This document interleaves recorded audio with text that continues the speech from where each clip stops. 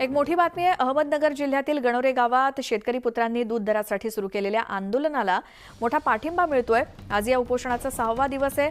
आंदोलनाला पाठिंबा देण्यासाठी अकोले तालुक्यातील 10 गावांमध्ये कडकडीत बंद पाळण्यात आलाय। दुधाला 40 रुपये दर मिळावा या मागणीसाठी सुरू असलेल्या उपोषणाला पाठिंबा देत गणोरे, हिवरगाव, डोंगरगाव, विरगाव, पिंपळगाव, समशेरपूर, देवठाण, वडगाव, लांडगा, कळस, गुंजाळवाडी, सावरगाव, पाट या 10 गावांमध्ये कडकडीत बंद पाळण्यात आलाय। सरकार या आंदोलनाची दखल घेणार का याकडे आता सर्वांचं लक्ष लागलंय।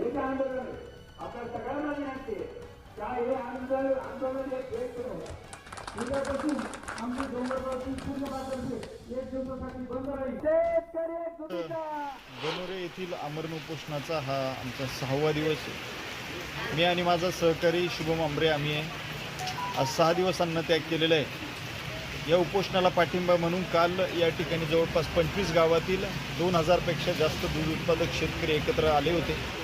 सगळ्यांनी मिळून निर्णय घेतला आहे की जोपर्यंत स्वतः दुग्ध विकास मंत्री या गणोरे गावात उपोषणाच्या मंडपात येऊन आश्वासक असा शब्द आणि निर्णय घेत नाही तोपर्यंत उपोषण सोडायचं नाही। या उपोषणाला पाठिंबा म्हणून जवळपास 11 गावांनी आज गावं, बाजारपेठा बंद ठेवलेले आहे। सगळे व्यवहार बंद ठेवले।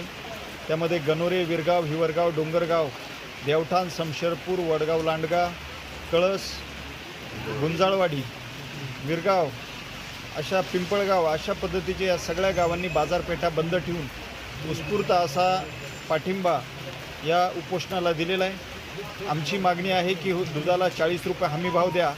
आम्हाला तुमचं ते अनुदानाचं भीक नको, आम्हाला आमच्या घामाचे दाम द्या। त्यानंतर आम्हाला आमच्या पशुखाद्याचे भाव कमी करा।